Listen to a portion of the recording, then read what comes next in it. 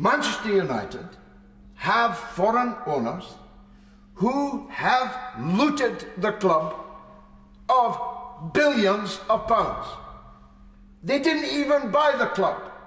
They bought it, then borrowed against the club's assets to cover the money that they paid to buy it, and have paid themselves a king's ransom in dividends. The Glazers must go. A man and wife going, £120. A woman and her son going, throwing a burger and a cup of Bovril, and you're spending £100 to go to a football match, all to fund the fantastic profits that are being made in the Premiership.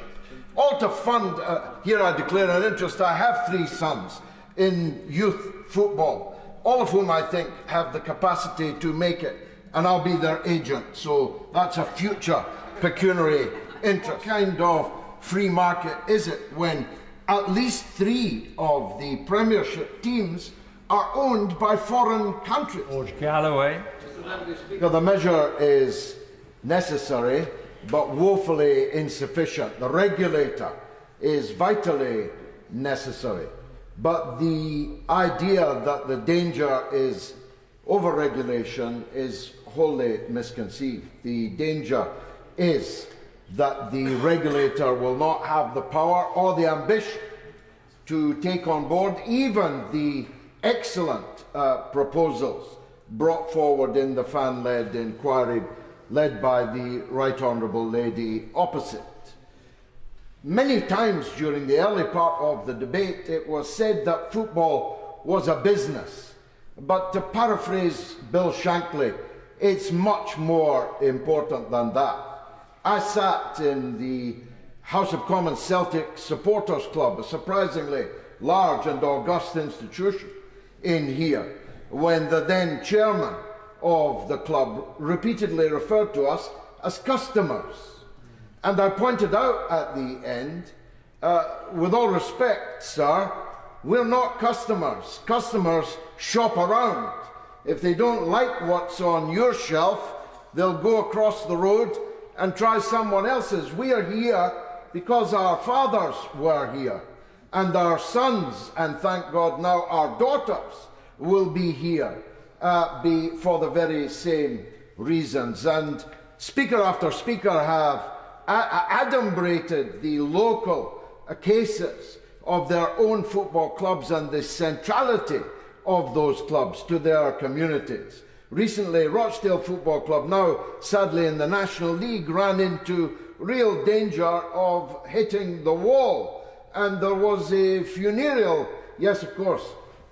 Mr Deputy, can I commend the Honourable Gentleman for what he's bringing forward? And the consensus of opinion from this chamber seems to be that every MP supports their club, supports their fans, and wants to see a difference.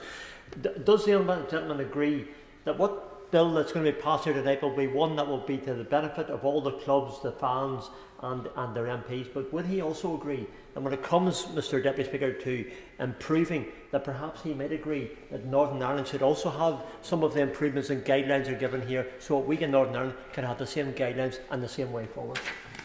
Well, if the Honourable Gentleman will forgive me, I won't follow him down that as a supporter of a united Ireland myself. I look forward to you thriving in an Irish football environment and asking the Taoiseach for the necessary support rather than Mr Deputy Speaker. But the point I'm making is, I mean, the goal of the Premier League to be lobbying us yesterday, saying that this should all be left to the free market. What kind of free market is it when at least 3 of the Premiership teams are owned by foreign countries?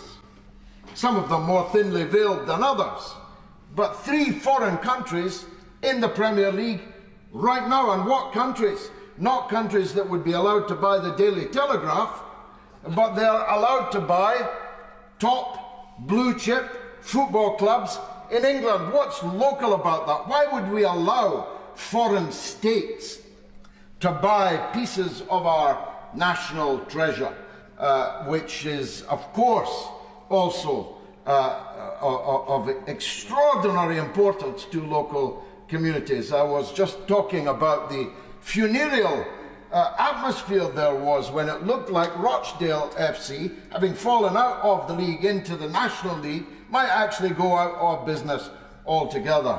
Hopefully that problem is at least partially resolved. Yes, of course. I'm most grateful to my honourable friend in giving way, and I remember many great matches between the wonderful team of Rochdale and Gillingham in the lower leagues.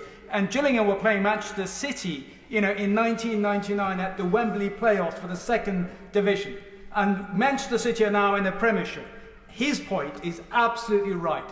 With regard to success of football clubs, it shouldn't be down to investment of foreign countries. It should be about regulation and investment in smaller clubs to be able to go up, like Gillingham or Rochdale, rather than relying on international sovereign wealth funds into our football league. And he's absolutely right. The Premier League has a role and responsibility to support smaller clubs. Well, I'm grateful to the honourable gentleman, a very important point that he makes.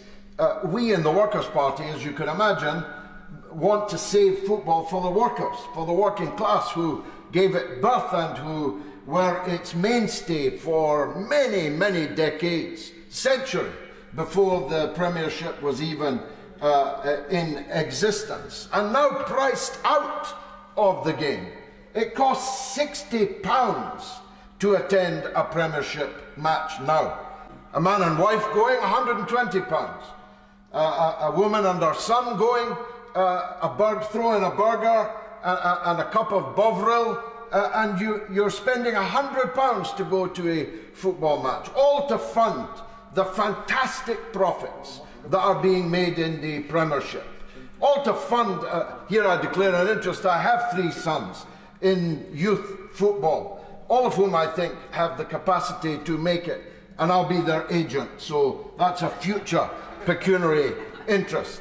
But my sons are playing not on plastic pitches, which were disparagingly referred to earlier, but on grass that hasn't been cut all year, with humps and bumps and hills and hollows on the pitch. If, by definition, a pyramid has a very, very large bottom, and that bottom is what we need to filter the money to. Not to agents, not to Premiership players on £500,000 a week. I'm not making that number up, Mr. Deputy Speaker. £500,000 a week for playing, looking at Manchester United at the weekend, not very well or even very energetically at all. Football is in a terrible state. We have a policy. I don't have time to discuss it, but I commend it to the House. The Workers' Party policy on football is this. We believe in fans not having a golden share, though that would be a big step forward. We believe in fan ownership of football clubs. And to those who scoff, I see some scoffing. German football is fan-owned. The great Bayern Munich, the next champion of Europe, and who have won 10 times, I think, the championship of Europe, is 51% supporter-owned. Borussia Dortmund, another power in Germany, is 78% fan-owned. Wouldn't that solution end the problem of foreign states buying our top clubs?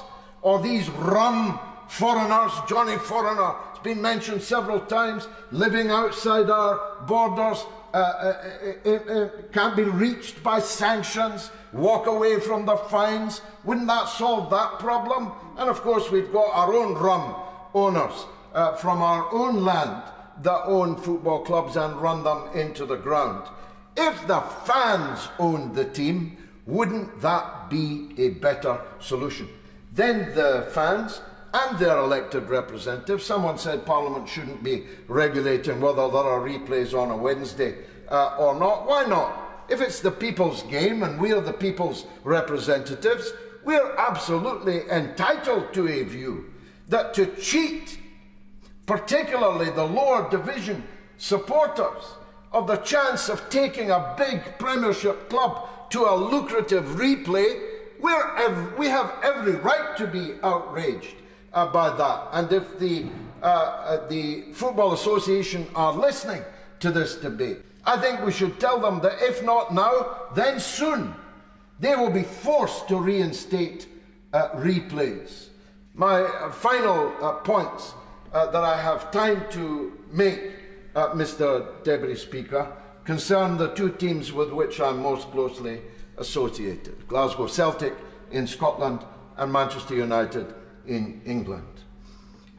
Manchester United have foreign owners who have looted the club of billions of pounds. They didn't even buy the club. They bought it, then borrowed against the club's assets to cover the money that they paid to buy it, and have paid themselves a king's ransom in dividends.